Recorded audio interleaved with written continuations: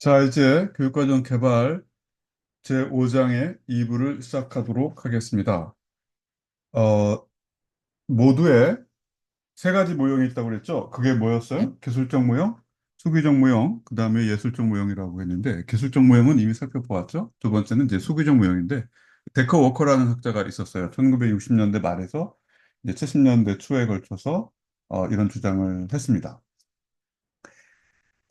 데커가, 데커 워커가 그 1960년대 말에 그 미국 미술 교육과정 개발 과정에 한번 직접 가봐요. 봤더니 당시에 많은 교육과정 개발자들이 타일러가 제시한 교육과정 개발 모형을 이제 이런 것이 있다고 생각했지만 사실상 타일러 모형대로 하지 않았다는 거예요. 여러분은 머릿속에 타일러 모형 한번 떠올려 보세요. 자, 처음에 맨 위에 뭐가 있어요? 세 가지가? 당대 사회의 그 필요, 그다음에 학습자의 필요, 그다음에 교과 전문가들이 이야기하는 거, 여기서 도출을 해서 잠정적인 교육 목적이 나오면, 거기에 제가 뭐라고 그랬나요? 채로 한번 친다고 그랬죠. 스크리닝 한다고 그랬죠. 그때 이제 두 전문가 집단이 이제 이 과정에 붙어야 된다고 그랬죠. 교육 철학하고 교육 심리학. 자, 교육 철학은 뭐 한다고 그랬나요? 바람직하냐?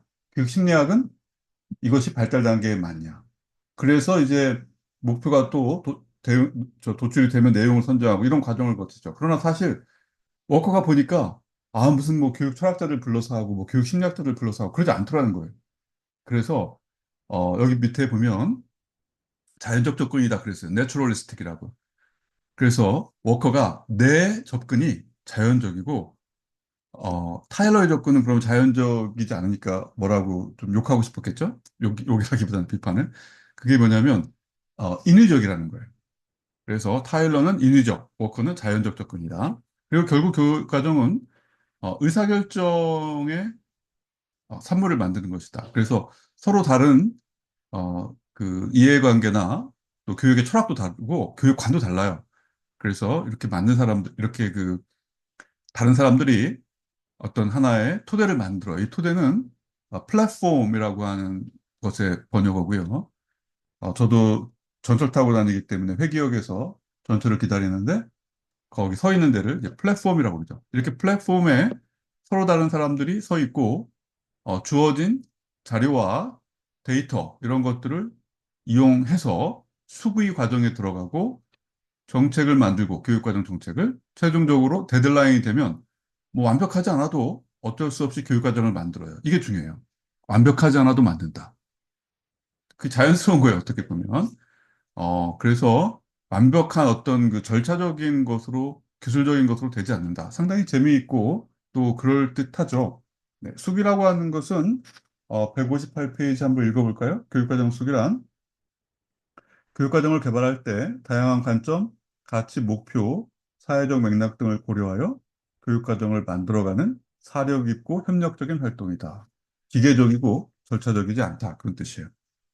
자, 그림이 하나 더 있는데, 이 그림도 있는데, 이 그림을 넣은 이유는, 그 프린트라고 하는 학자가 그린 그림인데, 꽤 설명을 잘하고 있어요. 그래서 이걸 부가적으로 넣었어요. 서로의 신념과 이론과 개념과 관점, 목적이 다른 사람들이 모여서 수고를 하는데, 다양한 관점 등을 실제 상황에 적용해가면서 주장도 하고 수용도 하고 아니야, 그건 아니에요. 나는 동의할 수 없어요. 이렇게 하기도 하고 또, 내 생각이 변화를 겪기도 하고 또 상황에 뭐 양보도 하고 적응도 하고 이러면서 시간이 되면, 데드라인이 되면 어쨌든 교육과정이 나와야 학생들을 가르치니까 다음에 또 개선하더라도 이런 과정을 거친다 하는 것입니다. 이것은 수합이라고 하는 학자의 그 영향을 받았는데 이 슈압도 이제 60년대, 70년대, 80년대 이렇게 활동한 교육과정 학자입니다.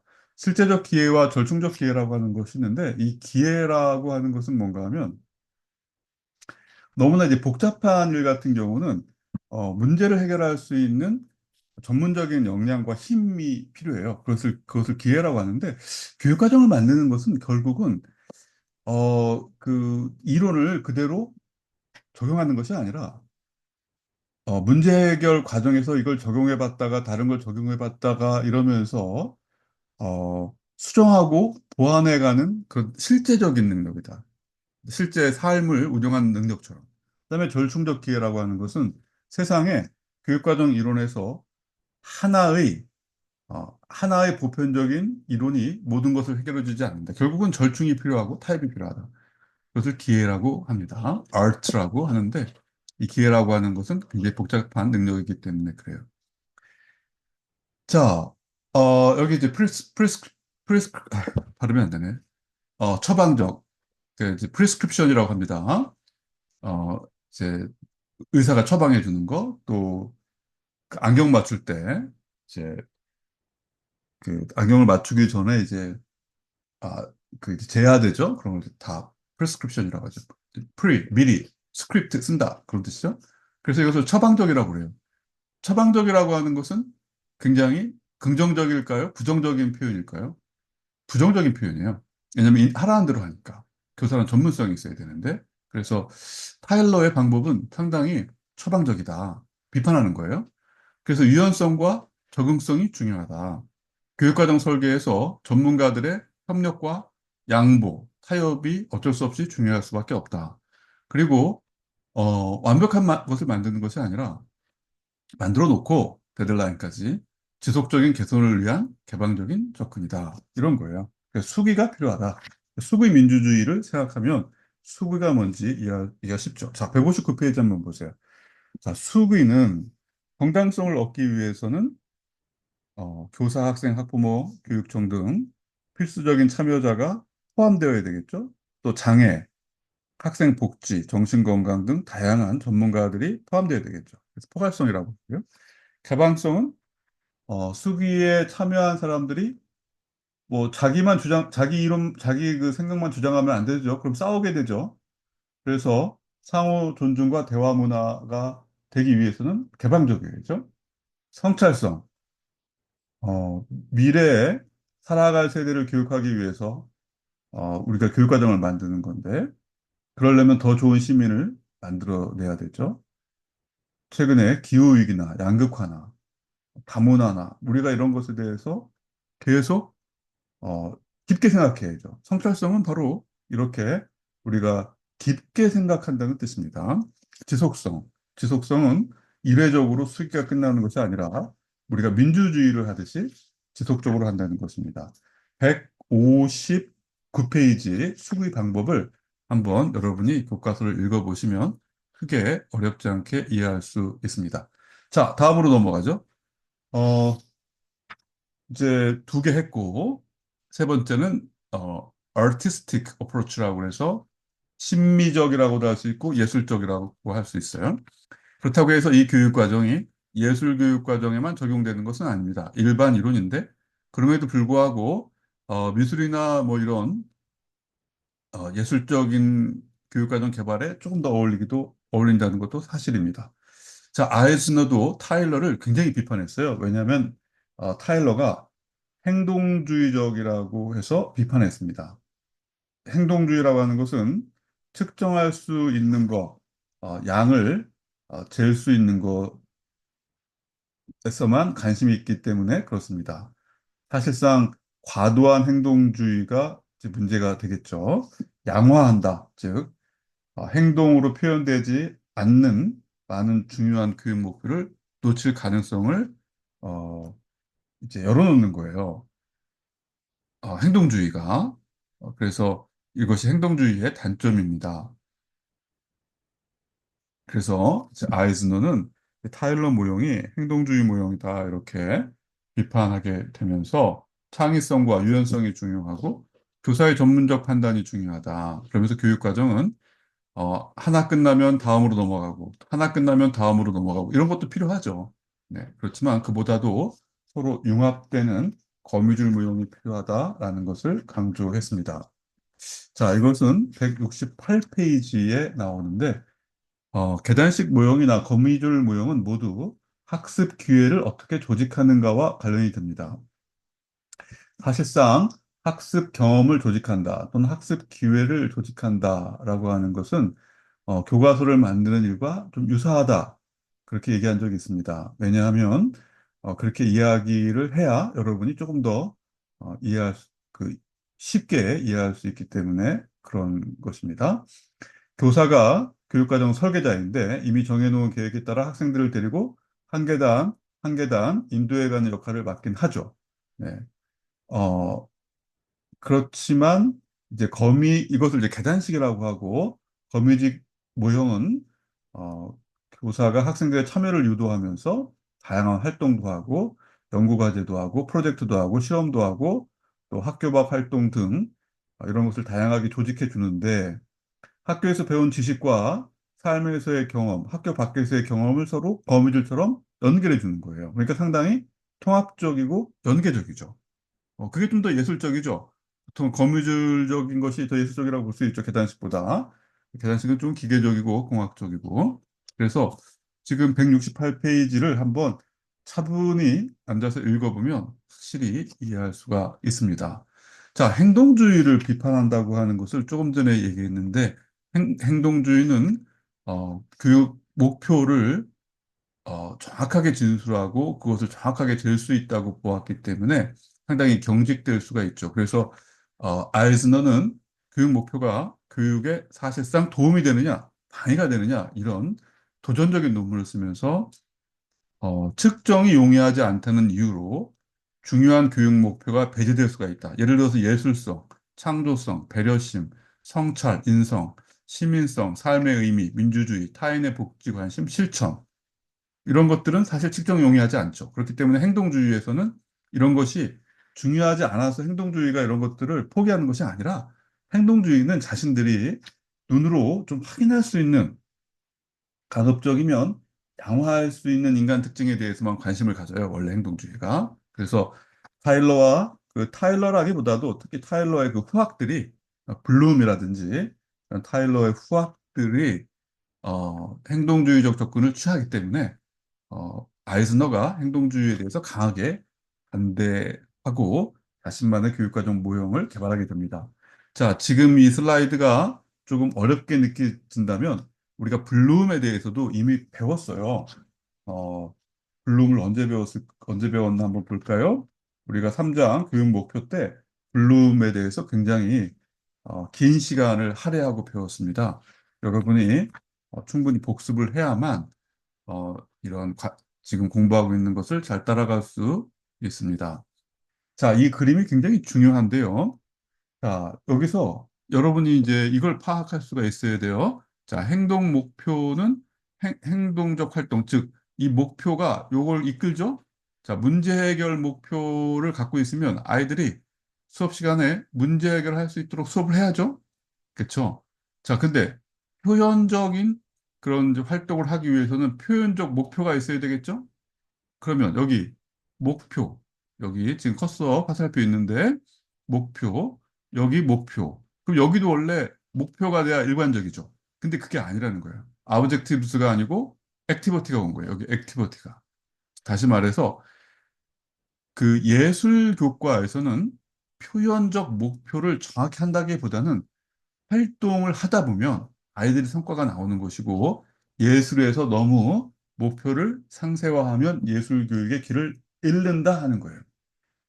이 그림이 굉장히 굉장히 중요한 그림입니다. 여러분은 이 그림에서 반드시 알아야 될 게 목표인데 왜 여기가 활동이냐? 요게 중요한 것입니다. 자, 그래서 그러면 이제 아이즈너가 이런 문제 제기를 했고 또 지금 이 그림에서 본 것과 같이 자기의 생각을 이 그림을 통해서 얼추 전달했습니다. 그렇다면 아이즈너의 이제 교육 목표는 이제 세 가지가 있는데 조금 전에 설명한 거예요. 행동 목표, 요거. 행동 목표. 측정 가능한 결과, 수학이나 연사 능력 같은 데에서 또 문제 해결 목표는 과학 실험 같은 거죠. 또 사회조사, 사회 시간에, 윤리 시간에.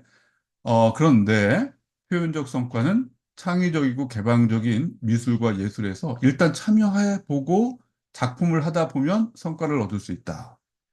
그래서 과목별로 다른 접근 방식이 필요하다. 그래서 타일러의 목표가 뭐 행동 목표에는 맞는데 이런 데에는 안 맞는다. 표현적 성과에는 그렇게 비판을 했습니다. 그래서 이제 표현 양식이라고 하는 것이 나오는데 168페이지 이 표현 양식이라는 말이 나오면 아, 이건 무슨 그 아이즈너가 한 말이구나 이렇게 생각하면 됩니다. 영어로는 좀 어려워요. Mode of Representation이라고 그러는데 Representation이라는 게 그 presentation 프레젠테이션 한다 그러죠? 네, 보여주는 건데 representation. 그러니까 re라고 하는 것이 이제 속에 있는 것을 끄집어내서 보여준다는 뜻이 있기 때문에 어, 그 mode of representation은 표현한다는 뜻이에요. 표현의 모드, 양식. 그런데 수학 시간에는 주로 숫자로 하죠. 또 화학 시간에는 화학식이 있고 물리 시간에는 공식이 있고 국어 시간에는 문자가 있고 사회 시간에는 문자로 하죠. 사회 시간에. 문학도 문자죠. 네, 미술은 회화고, 그 다음에 음악은 소리죠. 그쵸? 네, 소리에 대한 교과예요. 어, 이제 다양한 이제 소리가 소리의 성격이 있어서 그렇지. 그래서 표현 양식이 교과마다 다르고 또 학생들이 이 표현할 수 있는 기회를 차단당하면 안 된다. 그래서 요것은 개인화 교육 또는 개별화 교육과도 지금 관련이 된다는 것입니다. 그것은 여기 학생들이 다양한 방식으로 학습 성과를 표현할 수 있어야 된다. 표현적 교과에서는 교육 목표를 상세화할 필요가 없다. 개인적이고 맥락적인 학습 지원이 필요하다. 이것이 이제 168페이지, 169페이지에 나와 있고, 여러분이 혼자 공부할 때, 지금 제가 슬라이드를 통해서 설명한 것과 교과서를 같이 읽어가면 굉장히 깊게 잘 이해할 수가 있습니다. 자, 그 다음에 이제 교육과정 평가에 대해서 살펴보도록 하겠습니다. 자, 교육과정 평가는요, 어, 이제 교육과정 평가에 다양한 요소가 있는데 교육 내용이 그러니까 교과서가 잘 돼 있냐? 교육 내용이 교수 전략 교사가 이런 식으로 가르쳐야 된다. 최근에 2022 개정교육과정에서의 교수 전략은 협력학습이나 또 다양한 교육 목표를 달성하기 위한 교수 전략의 다양성을 강조하고 있어요. 그다음에 학교 풍토, 에토스라고 하는데 학교 풍토가 좋아야죠. 혁신학교라든지 또 최근에 유행하고 있는 아이비 학교라든지 이런 데 보면 학교 풍토가 굉장히 중요하다는 것을 강조하고 있습니다. 교육 목표가 달성되었는지, 그 교육 과정이 프로그램이 좋은지 평가하는 거예요. 그래서 여기 보면 학생과 프로그램을 모두 평가한다 되어 있죠. 그래서 이것을 교육과정 평가라고 합니다. 교육과정 평가, Curriculum Evaluation. 학생 평가와는 어떻게 다른가? 이게 굉장히 중요한 질문입니다. 여러분은 이 질문에 응답할 수 있으면 오늘 공부 되게 잘한 거예요. 자, 교육과정 평가는 이제 학생의 그 성취도에 대한 평가만이 아니고 학생의 성취도를 포함해서 교육 내용이 좋냐, 교수 전략이 합당하냐, 학교 풍토가 좋냐, 교육 환경이 학생들에게 학생들의 성장에 유리하냐 이런 것들을 모두 평가하는 거예요. 자, 다시 정리할게요. 교육과정 평가와 학생 평가는 어떻게 다르냐? 교육과정 평가는 학생 평가를 포함한다. 그리고 교육 내용이 적절하냐 이 모든 것을 평가하는 것이다. 그래서 모니터링하고 피드백이 중요한데 이번에 이제 국가교육위원회가 생겼죠. 더 이상 지금 이제 앞으로 한국의 국가교육과정은 누가 만들어요? 그러면 이전까지는 뭐 지난 70년 동안 이전까지는 거의 70년은 안 되는데 거의 70년 동안 어, 교육부가 만들어요. 이렇게 대답했어야 되는 거예요. 교육부가 만들어요. 그래요. 근데 이제 국가교육위원회 법이 통과돼서 지금 누가 만들어요? 국가교육위원회가 만들어요. 그럼 교육부는 뭐예요? 운영을 하게 되어 있습니다. 그리고 국가교육위원회는 교육부가 잘 운영하는지, 뭐 교육부를 뭐 조사하고 그럴 게 아니라 학교에서 이게 잘하고 있는지 조사하고 분석하고 점검하게 돼 있어요. 이걸 법령에 명시했어요. 좁은 점이라고 해요. 좁은 점. 간단하게 조사 분석 점검, 좁은 점 한다. 또 어떤 데서는 이제 좁은 평이라고도 하고 평가라고 그래서 현재 법령은 좁은 점이에요. 좁은 점. 자, 그래서 국가교육위원회가 지금 교육과정 평가를 하기 때문에 이 굉장히 중요합니다. 왜냐하면 원래도 중요한데 이번에 이제 국가교육위원회가 처음 생겼기 때문에 2022 개정교육과정이 20 이후에 또 되는 거고 그렇기 때문에 이게 굉장히 중요하겠죠. 자, 학생의 성취도도 평가하죠. 네. 교육과정 평가할 때. 그래서 학생들의 성취도를 평가하는데 이것을 이제 전수조사에서 전부평가하기도 하고 표집조사하기도 합니다. 이 전수조사하면 학교 간 비교가 돼요. 물론 이제 발표를 안 할 수도 있는데 사회적 논란이 심하죠. 그래서 보통은 이제 표집조사를 그동안 많이 했었습니다. 근데 이제 전수조사하자. 뭐 논쟁이 여전히 있습니다. 전수라는 것은 전부 다 하는 거예요. 표집은 랜덤하게, 이게 표집의 대표성을 고려해서 랜덤하게 이제 몇 개를 고르는 거예요. 그 다음에 이제 교육 목표와 평가를 연계하는 것, 파일럿식으로 하는 것입니다. 이것도. 네. 무슨 말인가 하면 학생들한테 뭘 평가해야 돼? 교육 목표가 뭐였지? 이렇게 한다는 거예요. 그리고 이제 교육과정 평가는 학습 개선을 위한 도구고 학교가 야, 니네 왜 이렇게 하고 있어? 왜 니네 성적이 이것밖에 안 돼? 도대체 왜, 어, 누가 책임져야 돼? 뭐 이런 식으로 통제를 하기 위한 게 아니에요. 학교 지원을 위한 것이지. 왜냐하면 학생들의 학업 성취도는 가정 배경과도 관련이 있고, 우리가 그것을 정확하게, 명확하게 잴 수는 없거든요. 그래서 학생들의 학습 목표 달성 여부를 평가를 하는 것으로 타일러의 영향을 확인할 수 있습니다. 다시. 자, 이거는 학생 성취도 평가예요. 자, 그런데 학생 성취도 평가는 위에서 뭐라고 그랬어요? 학생 평가는 교육과정 평가와 다르다. 교육과정 평가는 훨씬 큰 겁니다. 그것을 명확히 아셔야 됩니다. 자, 그 다음에 어, 그, 이제 학교 문화에서 이 교육과정 평가를 해야 됩니다. 그러니까 좋은 학교 문화를 만들어 가면서 교육과정 평가를 해야 되고 또 교육과정 평가가 학교 문화의 일부가 돼야 돼요. 그러니까 그 학교 간 비교라든지 그러면 학교가 학원처럼 변하기 때문에 좋은 방법은 아닙니다. 또 다양한 이해관계자로부터의 피드백을 받아야 되는데 누가 제일 중요할까요? 학부모가 중요하고 또 크게 보면 이제 국가교육과정이기 때문에 시민이 필요하고요. 또 지속적인 개선과 반성의 중요성을 강조할 필요가 있습니다. 어, 자, 그 다음에 173페이지, 174페이지를 꼭 한번 읽어보세요. 이것은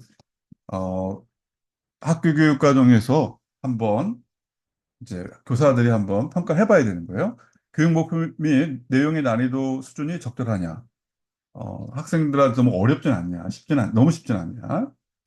또 지금 배우고 있는 게 미래 사회에 유용한 거야? 너무 과거 거 아니야? 아이들을 정말 시민으로 길러내는데 이게 정말 필요해? 그리고 지금 목표가 너무 그 보여주기식 아니야? 달성하고 실천 가능한 거야? 또 우리 학교 교육 과정에서 제일 문제는 뭐야? 우리 학교에서 학생들이 많이 자는데 그렇게 자게 내버려 두는 게 우리 학교가 프로그램이 좋다는 뜻일까? 우리가 열심히 하고 있다는 뜻일까? 또 우리 학교 교사들은 정말 열심히 평가 전문성이나 수업 시간에 자는 아이들을 해결하기 위해서 우리가 정말 노력하고 있나?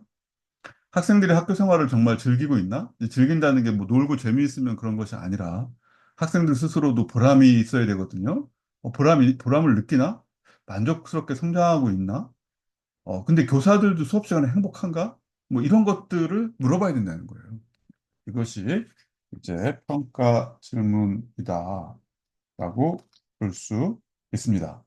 그래서 교육과정 평가는 172페이지 단위 학교를 통제하고 학업 성취도를 비교하는 데 목적을 두어서는 안 되며 학교 교육과정 개선 및 질 관리에 초점을 두어야 한다. 이러한 학교 문화 속에서 교육과정이 교육과정 평가가 이루어지는 것이 정말 훌륭하고 좋은 것입니다. 여러분이 교사가 되었을 때 과연 우리가 잘하고 있는지 성찰적 전문가가 될 필요가 꼭 있어요. 그래서 교육과정 평가가 중요한 것입니다. 자, 학교 교육과정 평가 단계가 있는데요. 이것은 이제 서울시 교육청의 2024년이니까 가장 최근 것을 선생님이 이걸 가져왔어요. 그래서 계획, 학교 교육 계획서 만들거든요. 학교 계획서가 이제 학교마다 있죠.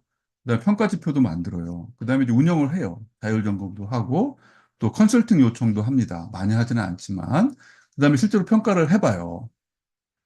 학부모도 저기 설문조사도 하고 우리가 정말 잘했는지. 그래서 이제 학교 평가 결과를 만들고 이런 결과가 나왔습니다. 내년에는 어떻게 잘해봅시다. 또 이런 거 개선해 봅시다. 이렇게 한류하는 이제 활동이 필요하죠. 정보 공시도 하고 또 차년도 학교 교육 계획에 계획 수립에 반영하기도 합니다. 자, 마지막으로 여러분이 이제 이걸 본다면 이제 학생들이 이렇게 학교 평가에 응하는구나. 예를 들어서 우리 학교는 학급 및 학교 행사에 학생들의 의견을 반영한다. 그러면 우리 학교 교장 선생님이나 교사들은 너무 우리한테 좀 억압적이신 것 같은데 그 나쁜 점수를 주는 거예요. 또 우리 학교는 지역사회와 연계한 특색 있는 교육 활동을 하고 있다. 이것도. 근데 아이들은 솔직해요. 그래서 아이들이 꽤 솔직하기 때문에 이 점수를 좀 제대로 좀 반영할 필요가 있습니다. 물론 이제 아이들 중에 아주 불성실하거나 또 교사를 조롱하거나 그런 학생들이 정말 뭐랄까 한 몇백 명 중에 또 있어요. 두세 명은. 그래서 이제 그런 학생들은 좀 훈육을 해야 됩니다. 그런 학생들이 이제 자꾸 잘못하고 있는데 놔두면 얘네들이 이렇게 해도 되네? 이렇게 생각할 수가 있어요. 그래서 그 학생들을 위해서라도 우리가 훈육할 것은 확실히 훈육을 해야 됩니다. 여러분이 교사가 되었을 때 이제 훈육하면 또 마찰도 생기고 해서 놔둘 때가 있는데 그러면 이 아이들을 잘 못 키우는 거예요. 교육이 아니에요. 그런 것들은. 그래서 여러분은 이 교육과정 수업 시간에 그런 것들을 좀잘 익힐 수 있도록 바랍니다. 그 다음에 학부모도 우리 학교가 다양한 경로를 통하여 학부모의 교육적 요구를 수렴하여 교육 활동에 반영하고 있다. 이렇게 점수를 주는 거예요. 그래서 학교에서 학부모들이 이렇게 뭐 4.5점이다 그러면 그래도 우리 학교 학부모님들은 학교 운영에 다양한 참여 기회가 있다고 생각하시는구나. 이렇게 이제 피드백을 받는 것입니다. 자, 이것이 교육과정 평가라고 볼 수 있습니다. 오늘 이제 그 전반적으로 쭉 한번 봤는데, 여기에서 그 한 가지 이제 놓친 부분이 있는데, 그게 뭔가 하면, 여러분의 책의 170페이지입니다. 꽤 중요한 건데 놓쳤네요. 그래서 이것만 하고 수업을 마치도록 하겠습니다. 자, 아이즈너는 학생을 평가할 때 감시관을 갖고 해야 된다. 그리고 그 감시관을 갖고 교사가 학생을 평가하는 것을 비평이라고 그랬어요. 근데 이게 굉장히 좀 어려워요. 어려운데, 어려운데 중요해요. 그래서 여러분은 170페이지, 아이즈너는 맨 위에 행동주의 교육평가에 대해서 비판하고 이걸 극복하자 그랬어요. 그럼 대안이 있어야죠? 그것을 교육적 감시관을 갖고 하자. 마치 예술가가 예술 감상 분야에서 예술 작품을 너무 양적으로 측정하지 않고 오랜 경험과 전문성의 기초에서 질적으로 가치를 매기죠. 마찬가지로 애들이 예술 작품처럼 고유하다는 거예요. 그래서 아이들한테 어, 뭐 너는 90, 너는 70 이렇게 줄 수는 있지만 그런 점수를 주는 과정에서 어, 이 아이들의 그런 그 개성과 존엄성, 그것을 보고 오랫동안 기록하고 양적으로 표현할 수 있는 것을 넘어서 학생들이 학생들이 갖고 있는 어떤 미세한 특성, 또 이때 교육이 잘 일어나네, 얘는 이때 성장하네, 또 얘는 다른 학생들과 이렇게 상호작용하고 있구나, 잘 도와주고 있고, 또는 어떤 애는 소외되고 있구나, 이런 걸 기술하자는 거예요. 기록을 해놔야 된다는 거예요. 그다음에 이제 교사가 해석을 합니다. 171페이지. 그래서 지적, 정서적, 심미적, 예술적 차원에서 학생들을 평가하고 또 학부모와 이걸 공유하는 거예요. 그래서 하나의 기준이 아니라 여러 가지 기준으로 학생들의 성장을 판단하고 아이들에게 용기를 북돋워주는 이런 평가 활동을 교육 비평이라고 하자. 마치 예술가가 작품을 비평하듯이. 아이즈너가 사실 좀 화가 출신이에요. 그래서 미술 교육 쪽으로 많이 이제 연구를 했고, 그러나 단지 미술 교육만 하면 제가 여기서 왜 가르치겠어요? 미술 교육에서 가르쳐야지. 미술 교육만 한 게 아니라 아이즈너가 일반 교육과정 이론을 했습니다. 그래서 이제 미술 교육에서 영향을 받았지만, 그래서 이제 사회과에서 어떤 사회학적인 주제를 가르칠 때 학생들이 실제로 문제를 해결하는 과정에서 적극적으로 참여하고 있는지, 또 학생이 자신의 주장을 잘 뒷받침하고 있는지, 그게 타당한지 그런 것들을 잘 기록하고 질적으로 평가를 해서 결국 평가의 목적은 학생들에게 너는 70점이야, 너는 50점이야, 너는 90점이야, 너는 1등이야, 너는 뭐 56등이야, 뭐 이렇게 점수를 주기 위한 것이 아니라 모든 학생들이 절대적인 기준을 다 통과하게. 그래서 학교에서 교육과 수업과 평가를 통해서 모든 학생들의 존엄성이 높아지게 주눅드는 애들이 없게 상당히 교육적이죠. 그렇죠?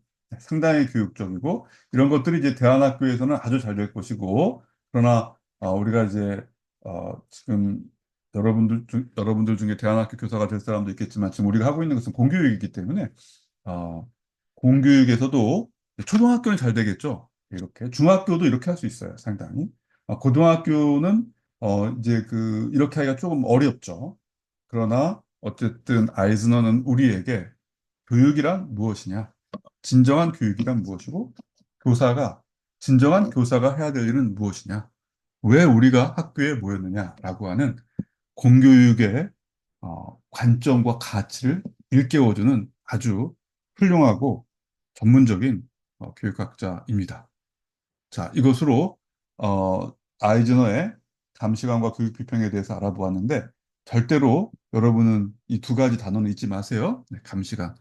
그러니까 교사가 예술 작품을 볼 때 감시관을 갖고 전문성이라고 보면 돼요. 감시관은 전문성을 갖고 아이들을 관찰하듯이 아이들을 굉장히 존엄하게 취급을 해줘야 된다. 그다음에 교사가 아이들을 평가해서 점수를 매기는 것이 평가인데 그것보다도 뭐랄까 작품을 비평하듯이 작품마다 다양한 개성이 있으니까 아이들의 개성과 삶을 존중해서 비평하듯이 비판이 아니고 비평하듯이 우리가 평가해야 된다. 그래서 아이즈너는 감시관과 비평이라는 말을 만들어서 우리에게 상당히 평가의 의미를 일깨워주고 있다. 이것을 꼭 알아야 됩니다. 이상으로 수업을 마치겠습니다.